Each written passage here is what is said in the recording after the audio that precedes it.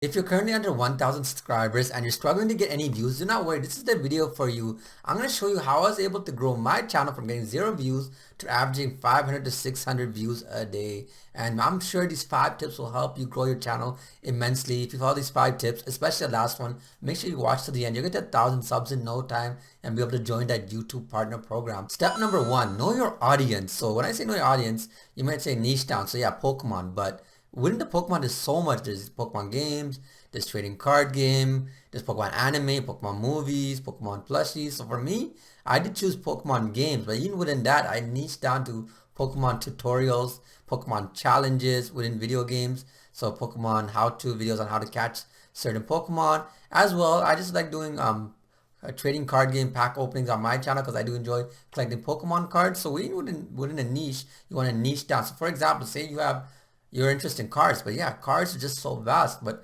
what about cars? Do you want to talk about electrical vehicles?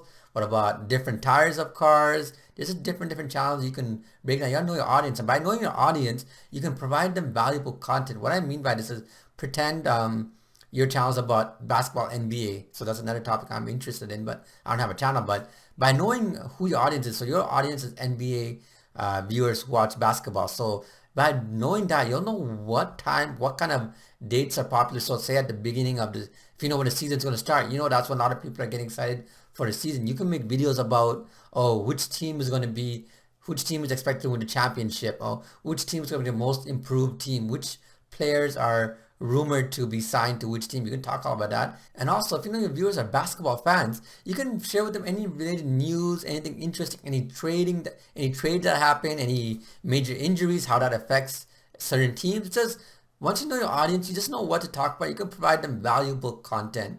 As well, a bonus tip, I'll throw some bonus tips in this video as well. Make sure to respond to all the comments and engage your audience. Like after every video I post, I make sure to leave a comment on under my video and pin it and ask a question. So if anyone's watching that video, if they want to answer, they can go and answer it. And just to kind of get to know your audience, and of course, respond back to all the comments, because if someone goes out their way to comment, it's such a big thing. I appreciate everyone who comments, and make sure you comment back and reply, because for someone to go out their way to reply to your video, that's such a huge thing, and it's such a great way to meet your audience as well as get to know them better.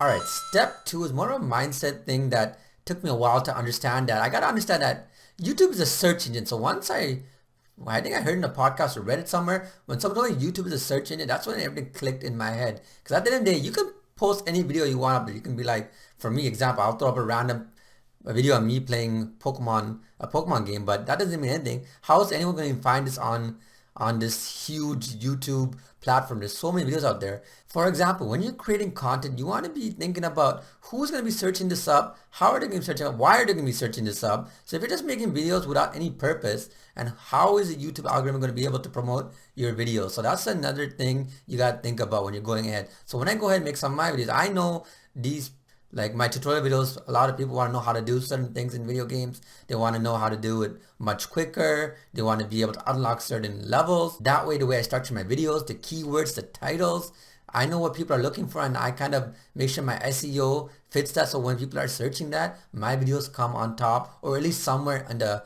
first page. So saying that, just make sure when you're making a video, you know why you're making it and who would be searching it up, which goes back to kind of know your audience. Tip number 3, and this is one I wish I did sooner. Once I got over my fear and started doing this, I saw so much growth in my channel. So this is just get on a camera and have a decent mic. So first off it, yeah, I had my channel for a while, and for the longest time, I didn't want to get on camera and put my face out there. I was like, just scared. I'm like, oh, what would anyone say? Oh, what's going on? But at the end of the day, you know what? You just get out there and do it. And yeah, at the start, you might suck. And I still believe I have like a million things to learn. But what I try doing is get better each time and just keep going and going and getting more comfortable in front of the camera. And even now, like, I'm like nowhere near like, but I do know for one thing for sure is that I'm way better than I first started a few months back, and I just keep planning to get better and better. And second is have a decent mic. So for me, when I started YouTube, I'm so glad I got this Yeti Snowball mic. This is like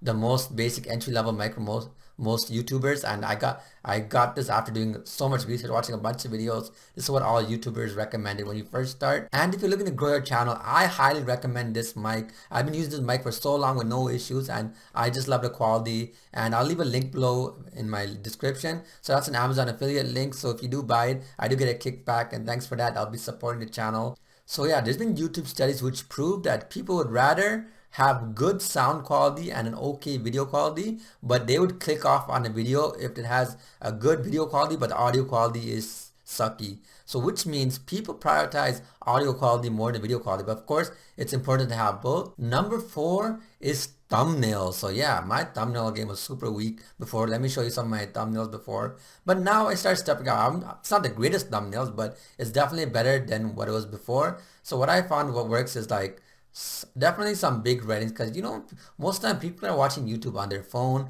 and if your thumbnails are very like small and they're not popping, it's not gonna stand out. For me, I just started experimenting with different thumbnails, and the ones that do best for me is the ones I put in my face and some big writing. But I like to experiment here and there, and I've not got the perfect formula yet, but make sure to always experiment with your thumbnails and get creative with them and try to do something different, and look at your other videos and see which ones are successful, and there's a reason why it's successful. Check the titles, check what you did on the thumbnail, check your keywords, check your video structure. So yeah, another bonus tip while I'm here, it's something that actually made people click off my videos, having an intro, like a random intro, like a 10-second musical intro. Once I took that off, I started getting more views, because people tend to, when they click on your videos and see a random intro, they don't care for it. They just back out and go to a different video. So people want to just get straight to the point. Even this video, I tried getting straight to the point as much as I could. So yeah, that's another thing that I did learn while growing my YouTube channel. All right, tip number 5. And this one helped me grow my channel the most. Like, once I started using this, I saw a great growth in my channel. And if you want to look at my YouTube analytics, let me just pull this up right now. All right, so this next tip, I started applying around June 1st, 2020. And at that point, I had 149 subscribers. And if you see, by the end of June, I was already at 372 subscribers. I basically doubled my subscribers. And if you see, I just kept on a steady growth until I finally hit 1,000 subscribers late in March 31st. So what I started using was an app called TubeBuddy. This is used by so many successful YouTubers out there, and once I started applying to my channel, I saw so much growth. And if this is something you're interested in, I'll leave a link below on my description. So there's a free version of this as well. If you do plan to upgrade to the paid version, which I have, I do get some affiliate rewards for that. So just giving you a heads up, but definitely this is something you would enjoy. I'm going to show you 2 amazing tricks which I use to help get more views and more subscribers on my videos. So first up is a keyword explorer. So with the keyword explorer tool within TubeBuddy, you can get ideas on what kind of videos to make. So when I started this video, I searched up 1,000 YouTube subscribers. Oops. There you go, subscribers.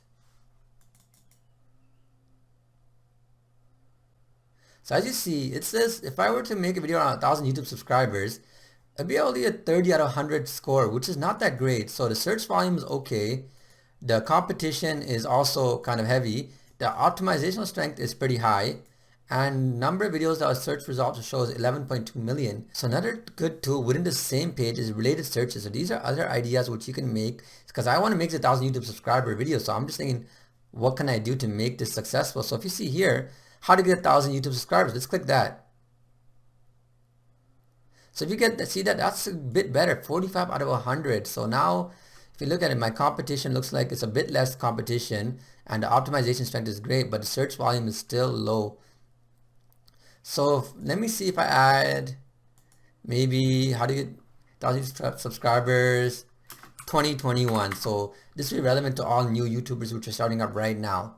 So once I did that, now it's 61 out of 100. So it's not the best. My search volume is definitely higher. My competition is still fair, and my optimization strength is high there. So this is a bit better. So this tool, you can just play around with it, kind of understand what kind of video would be successful. Just because it's a high mark like 80, 90, 100 doesn't mean the video is going to be successful. That's just a part of the whole YouTube algorithm, but at least you're setting yourself up to be the best video it can be, and hopefully the YouTube algorithm does pick that up. Alright, so the second function which I use on TubeBuddy the most is the keyword generator. So basically, you know, when you're making a video, you put your title and do a good description, but when you go to keywords, it's super tough coming up with good keywords. So what this part of TubeBuddy does, to actually provide you with Oh wait, let me get a keyword. So as you see, it's generating keywords for me, which are relevant to my videos. So if you see basketball shooting, and it's got a score over here as well, how to shoot a basketball, that's a keyword score of 7. So it helps you with crucial keywords for your videos, which will help you rank better and get you a better SEO. Like at the end of the day, like I said, YouTube is a search engine. You gotta make sure that you're providing YouTube with the correct information so we can get all the information and put it in front of the right audience. So for example, like this basketball drills, you can choose that. You can choose jump shot. So like I know it's super tough coming up with your own keywords, and this saves me so much time, because when I used to upload videos, I used to think so long, what keywords can I put, what are best. I was guessing, but now I know for sure which will be successful. So this is probably, out of all the tools within TubeBuddy, there's so many tools, I could go on it for hours, but this is my favorite for sure. And like I said, if you have not got TubeBuddy yet, I would highly recommend that. It's in the description below. But yeah, so these are my 5 tips to grow my YouTube channel to 1,000 subscribers. And maybe when I hit 10,000 subscribers, I'm gonna make another video with more tips which I feel is helpful. And if this video was helpful, I hope you can hit that like button, comment, and subscribe to my channel. Thanks again for watching this video. Stay safe. This is Trainer Sin, signing out.